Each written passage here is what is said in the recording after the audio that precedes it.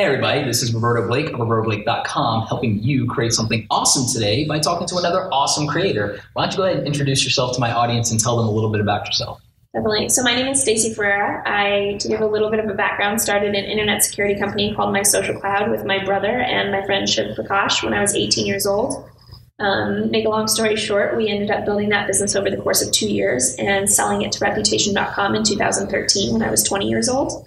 I just published my first book that I co-authored with Jared Kleinert that's called 2 Billion Under 20, How Millennials Are Breaking Down Age Barriers and Changing the World. And now I'm working on my next startup, running an advertising agency. So that is tremendous. As you guys know, I got my start both in IT, working as a web designer, and then went on to be a graphic designer in advertising. So it's amazing for me to be able to talk to somebody like you about that because we're in the same age bracket, we're in that same game. And I would say that like you talk about, and I've heard you say this before, that again, millennials, we're more collaborative than competitive. So like, you know, maybe like 20 years ago, we would have been like arch rivals and stuff like that. But now we can have these conversations and we can talk with, you know, my audience about it. And we can try and help them take money out of our pockets, literally, by helping them out. So, you know, what I want to ask you is, because you brought up something tremendous, is what was it like to get your start in IT and also then transition into this world of advertising and starting your own agency? I mean, I imagine that was very difficult because with IT, being young and then being a woman, there had to be like tremendous disrespect there from establishment, and there had to be like the mentality of who are you and why can you do this? So I imagine that was a difficult barrier to overcome. I imagine there are a lot of people in the audience who feel held back by their circumstances, whether it's age or gender or race or geography. So I think you can definitely speak to, you know, what they would be concerned about there. And how did you overcome that? Was there that disrespect, and were there, you know, stereotypes and misinformation about you even beforehand? Yeah, so when my brother and I started the business, we were very young. I was 18, he was 20 years old. We had a lot of people that came to us and said, you're way too young to be running a company, let alone an internet security company. We had a lot of people that said, we've been in the security business longer than you've been alive. Why do you think you can do this? And that was one of those things where it's nice when you have a co-founder, when you have someone who's going through it with you. For me, it was my brother, and for him, it was me. And we always looked to each other and said, hey, you know, someone told us we can't, so we're going to prove that wrong, and we're going to go. So that emotional support, it was very important to like get you through and keep you going. So I want you all to take note of that having a good emotional support system, something I talk about, you know, when I talk about things like how we overcome depression as creative people, that's super important, both creatively and in starting a business. Yes? Yeah, 100%. I think surrounding yourself with co-founders, friends, family, anyone who's a support system is really what gets you through those tough times and those times when people tell you that you can't. So yeah. Specifically, what were some of the things that people were coming at you sideways with being a young woman in tech and then in the ad world? Yeah, so luckily, I think the young woman in tech, starting the first company at 18, it wasn't as big of a deal. It actually, I think, did more positive things than negative things in the sense that we were able to get more eyeballs on what we were doing simply because it was unique having a young woman in tech. So we kind of used that to our advantage. So your quote unquote disadvantage or weakness could actually be leveraged effectively if you use that in part of your personal brand, and that could be your shtick. You know, that could be your shtick. You could just go ahead and say, you know, hey, I'm interesting, I'm new, and you can get attention from that. Mm-hmm. But then also, I like to use that kind of thing to say, go ahead and underestimate me so I can embarrass you, and that's, you know, kind of one of my things. It's one of my favorite sayings. So definitely, 100%.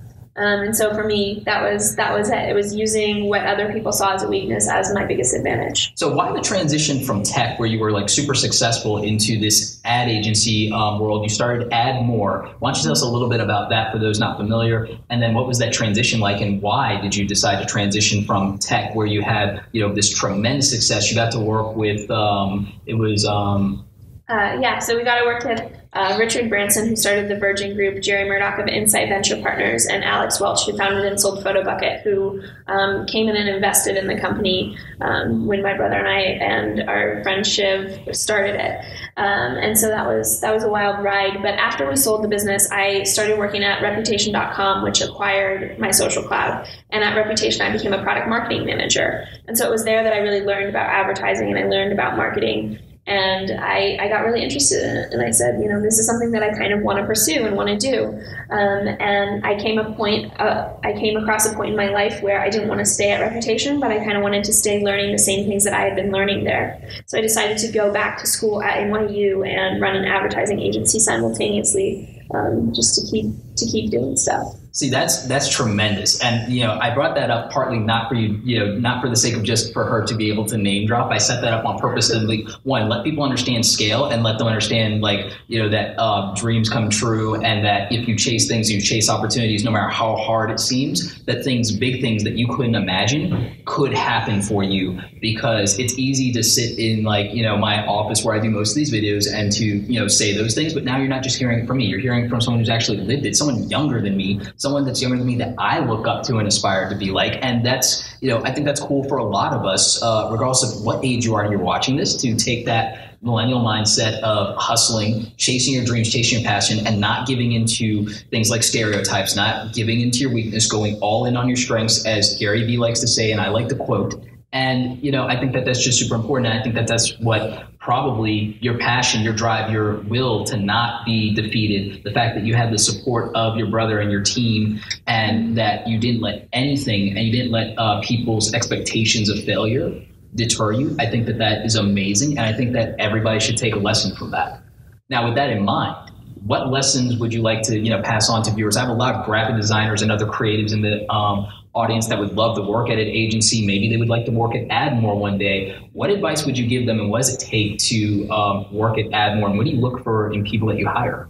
I would say, so the biggest thing is make sure that you stand out. And the way that you do this, some creative ways, just to give examples.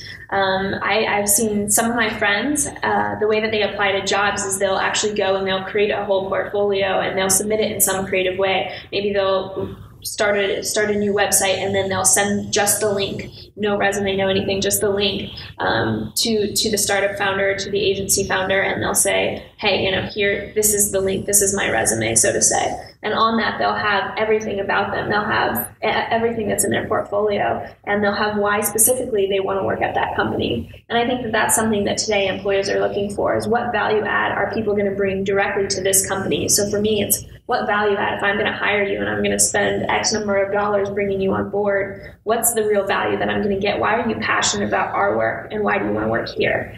And so I think portraying that in a creative way, and not just submitting another resume to sit on someone's desk, is what's important.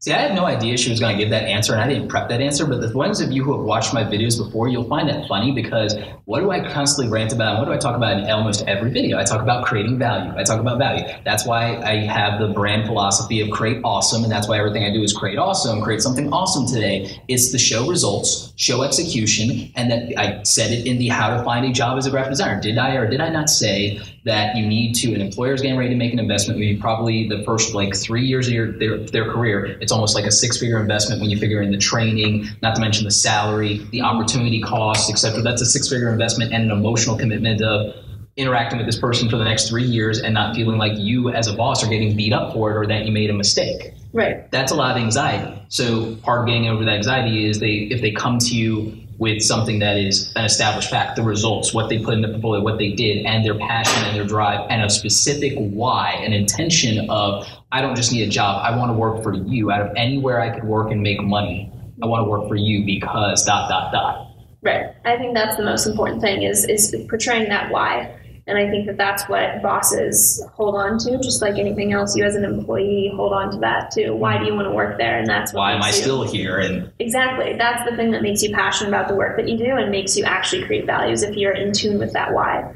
So. Okay, well, that is all tremendous. So to close out, I'm going to let you tell them where they can find you, and links to everything will be in the description below. And I'll also have a link to the book that you guys can buy on Amazon, because it's going to change your mind about a lot of things. And it's going to be great for you encouragement-wise to hear these stories. But I just want to thank you for coming on to the channel, and we're definitely going to talk again. I'd love to have you on a live hangout on air. We didn't script or really edit much here, but I think that'll just be tremendous to do something live, and I think it'll be fun. I think I even probably have some questions for you that I'd love to get answers to at some point, even for me in what I'm doing. And I'm hoping that what I'm doing is I'm helping build a culture and a generation of creatives that will create value for you at AdMore, because they'll be more educated and they'll be more motivated and self-confident about what they're doing, and hopefully they'll know how to build a brand because they'll watch the rest of the videos about that. And, so I think that'll be fun. Totally. Well, thanks for having me. More than happy to do a hangout or anything else. So, all right. So let's tell them where they can find you.